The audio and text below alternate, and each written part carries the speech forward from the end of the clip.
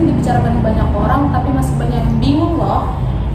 Aliran pertama itu aliran liberal, aliran radikal, dan feminisme modern. Nah, lagi-lagi kita bersama dengan Nur Fadila Zahra. Halo Rizky, halo semuanya. Senang banget bisa rasanya kita ngobrol ketiga aliran ini dengan cara yang santai tapi tetap bermakna. Oke, kita mulai dengan aliran yang pertama, aliran liberal. Apa sih itu aliran liberal, Zahra? Intinya liberal itu cara berpikir yang menganggap kebebasan individu sebagai nilai yang paling penting. Bayangin aja, kamu bebas ngomong, bebas pilih agama, bebas melakukan hal yang kamu suka asalkan gak ganggu orang lain. Itu aja sih intinya. Oh gitu, jadi bukan cuma politik ya, tapi juga soal cara hidup kita sehari-hari. Pas banget, politik itu cuma salah satu bagiannya. Liberalisme menembak semua aspek, sosial, ekonomi, bahkan budaya. Wah, keren banget. Nah, terus liberalisme itu muncul dari mana sih? Nggak mungkin tiba-tiba aja kan? Tentu enggak. Dia lahir di zaman pencerahan di Eropa pada abad 17 hingga 18. Sebelumnya, dunia diatur oleh raja mutlak, agama yang ngatur semuanya, dan status sosial yang ditentukan oleh keturunan. Kayak bangsawan cuma bisa sama bangsawan, rakyat biasa cuma bisa sama rakyat biasa. Wih, kaku banget ya sama itu. Sangat kaku. Jadi para pemikir zaman itu kayak John Locke, dia disebut bapak liberalisme. Mikir ngapain raja bisa berkuasa semuanya, orang itu punya hak-hak alami kok, hidup, kebebasan, harta benda. Dia mengusulkan kontrak sosial, pemerintah dibuat oleh rakyat untuk melindungi hak-hak mereka. Kalau gagal, rakyatnya boleh diganti. Wih, kocak banget ya idenya. Lalu ada yang lain nggak? Tentu ada. Dia disebut Adam Smith, ahli ekonomi, yang ngomong, ngapain pemerintah ikut campur ekonomi, biarin pasaran bebas aja, pasti lebih cekap dan bikin orang makmur. Ide ini kemudian menginspirasi revolusi besar seperti revolusi Amerika, Prancis, sampai Inggris. Sampai sekarang ide-ide ini masih berpengaruh di banyak negara, termasuk di negara kita juga, Indonesia. Oke, jadi bisa jelasin nggak yang lebih gampang dimengerti oleh teman-teman? Bisa banget. Ada beberapa asumsi pokok. Yang pertama itu individu paling penting. Orang bukan cuma bagian kelompok, tapi punya hak sendiri. Yang kedua, hak-hak alami. Lahir dengan hak yang sama, gak bisa dinafikan. Hidup, kebebasan harta. Yang ketiga, pemerintah terbatas, gak boleh berkuasa semuanya. Ada batasan biar gak nyakitin rakyat. Yang keempat, hukum yang adil. Semua orang termasuk pejabat harus patuh pada hukum. Nah, yang kelima, pasaran bebas. Pemerintah jarang ikut campur tentang ekonomi. Terus yang keenam itu ada pluralisme. Boleh punya pandangan berbeda, tapi kita itu harus saling menghormati satu sama lain. Oh gitu, jadi kayak semua orang bebas, tapi jangan ganggu orang lain deh. Tepat banget Rizky. Mungkin seperti itu ringkasannya. Nah, terus ini dipakai buat apa sih? Bukan cuma ngomong doang kan? Tentu enggak. Misalnya sistem politik, demokrasi liberal di mana rakyat yang memilih pemimpin. Terus ekonomi, kapitalisme yang mengutamakan pasaran bebas. Jadi barang-barang lebih beragam dan murah. Terus ada hak asasi manusia, kebebasan berbicara, beragama seperti yang dinikmati sekarang ini. Terus hubungan internasional, kerjasama antar negara melalui PBB untuk cari perdamaian. Wah, ternyata banyak banget ya yang kita rasakan sehari-hari tanpa sadar. Nah, ini yang paling penting deh, Zahra, bagaimana liberalisme berhubungan dengan kehidupan kita hari ini? Wah, banyak banget itu loh. Misalnya media sosial, kamu bisa ngomong apa yang dipikirkan di TikTok atau X kan. Itu kebebasan yang dijunjung tinggi oleh liberal. Meskipun ada batasan, tapi Ini bikin kita ngawasin pemerintah. Terus yang kedua itu ada kebijakan iklim Eropa. Negara-negara Eropa yang menganut liberal aktif bikin kebijakan iklim. Mereka percaya harus bekerja sama buat melindungi bumi sesuai dengan pluralisme. Yang ketiga ada hak perempuan di Indonesia. Ada upaya buat memperkuat hak perempuan kayak kesetaraan di kerja atau pendidikan. Ini sesuai dengan nilai kesetaraan liberal. Wih, keren banget. Jadi kita pakai sehari-hari itu ada hubungannya dengan liberal ya. Oke, kita lanjut ke tema yang kedua, aliran radikal. Banyak orang yang mendengar radikal itu langsung mikir kayak kekerasan. Benar nggak sih itu, Safra? Salah paham besar itu. Intinya radikal berasal dari kata bahasa Latin, yaitu radix yang berarti akar. Jadi aliran radikal itu mau mengubah masalah dari akarnya, bukan cuma ngobatin gejalanya doang. Bisa jadi baik, bisa juga jadi buruk, tergantung bagaimana cara menerapkannya.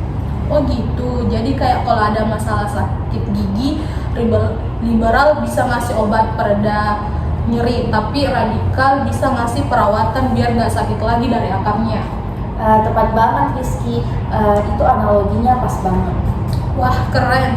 Nah, terus aliran radikal ini muncul dari mana sih?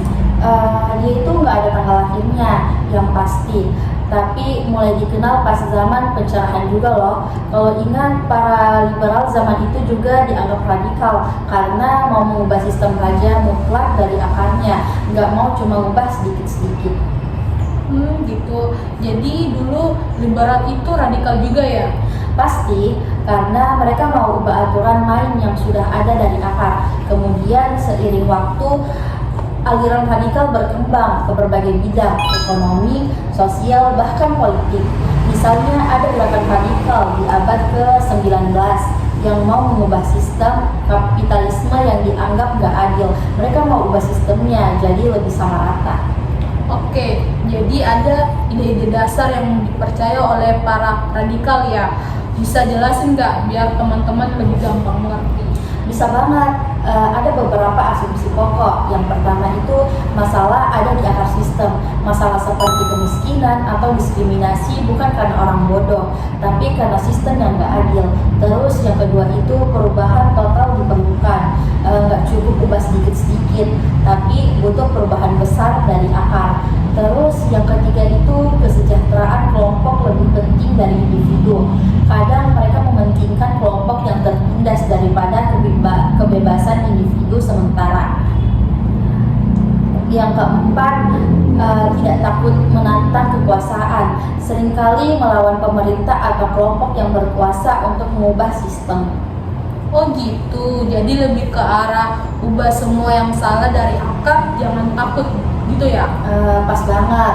Tapi ingat, nggak harus pakai kekerasan loh. Bisa pakai cara damai juga, kayak demonstrasi damai atau advokasi. Gitu. Nah, terus ini dipakai buat apa? Dan ada nggak contohnya di kehidupan kita hari ini? Banyak banget. Misalnya yang pertama, gerakan anti climate change. Mereka nggak cuma mau ngurangin plastik, tapi mau ubah sistem ekonomi yang bergantung pada bahan fosil itu ubah dari akar. Terus yang kedua ada gerakan hak-hak pekerja, mau ubah aturan kerja yang membuat pekerja dibayar kurang atau kerja terlalu lama, bukan cuma minta kenaikan gaji sedikit. Terus yang ketiga itu ada gerakan agraris di Indonesia, mau ubah sistem kepemilikan tanah yang banyak dimiliki orang kaya agar petani juga bisa punya tanah. Itu perubahan dari akar. Wah, ternyata banyak juga yang kita lihat sehari-hari. Jadi yang buruk itu cuman yang salah gunakan radikal untuk kekerasan ya? Tentu, radikal itu idenya bukan buruk, tapi cara penerapannya yang bisa jadi buruk. Oke, lanjut yang ketiga, feminisme modern. Banyak orang juga yang salah paham, kayak feminisme itu benci laki-laki atau ingin lebih tinggi dari laki-laki. Benar nggak sih itu, Sahra? Sama-sama salah paham.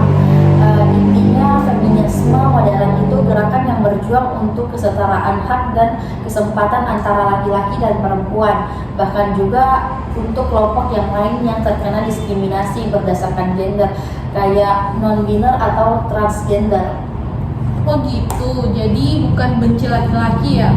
Tentu enggak, banyak laki-laki juga feminisme loh. Intinya cuma mau sama-sama punya kesempatan yang sama, tidak ada yang lebih tinggi atau yang lebih rendah karena gender. Nah, terus feminisme modern itu muncul dari mana sih? Feminisme itu udah ada sejak lama, tapi feminisme modern mulai berkembang di abad ke-20 sampai sekarang. Ada beberapa gelombang. Gelombang pertama itu berjuang untuk hak pilih perempuan di awal abad ke-20. Terus gelombang kedua berjuang untuk kesetaraan di tempat kerja, pendidikan, bahkan masalah reproduksi di tahun 1960 hingga 1970-an. Terus gelombang ketiga yaitu gelombang modern, lebih luas, ngobrol tentang diskriminasi yang tidak terlihat, hak kelompok minoritas gender dan kesetaraan yang menyeluruh. Oh ya, jadi kita sekarang ada di gelombang ketiga ya? Pasti, dan semakin luas cakupannya, gak cuma perempuan tapi semua orang yang terkena diskriminasi gender. Oke, ada ide-ide yang bisa dipercaya nggak sama feminisme modern ini?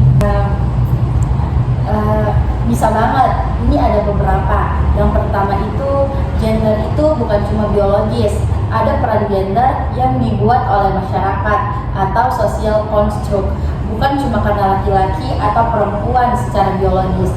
Terus yang kedua itu, diskriminasi gender ada di mana-mana, bisa terlihat kayak gaji lebih rendah atau tidak terlihat, kayak harapan bahwa perempuan harus ngurus rumah tangga aja. Nah, yang ketiga itu kesetaraan bukan kesamaan. Tidak perlu perempuan jadi sama dengan laki-laki, tapi punya kesempatan yang sama untuk mengikuti impiannya. Terus yang keempat itu ada perlu perubahan sistem. Diskriminasi ada karena sistemnya nggak adil, jadi butuh ubah sistemnya. Oh gitu, jadi kayak perempuan bisa jadi pengusaha, laki-laki bisa jadi pengasuh anak laki-laki. Itu bebas, tanpa ada harapan dari masyarakat.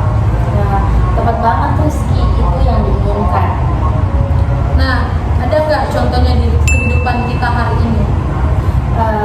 Banyak banget dong. Misalnya yang pertama, aturan fleksibel kerja bikin perempuan lebih mudah mengimbangi pekerjaan dan keluarga. Mereka tuh tidak harus memilih salah satu dari itu. Terus yang kedua itu ada gerakan Me Too, membicarakan kekerasan dan seksual dan pelecehan yang dulu banyak yang disembunyikan agar pelaku dikenai hukuman. Terus yang ketiga itu ada kesetaraan gaji, upaya buat bikin gaji laki-laki dan perempuan yang bekerja sama, tugasnya itu sama. Dan keempat itu pendidikan perempuan di daerah terpencil, bikin perempuan punya kesempatan sama untuk sekolah dan meraih impiannya. Wah, ternyata banyak ya yang kita rasakan. Misalnya di kampus ada organisasi feminis yang bantu mahasiswa yang mengalami pelecehan. Itu juga bagian dari feminisme modern ya? Pasti, itu bagian dari upaya untuk melindungi hak-hak perempuan.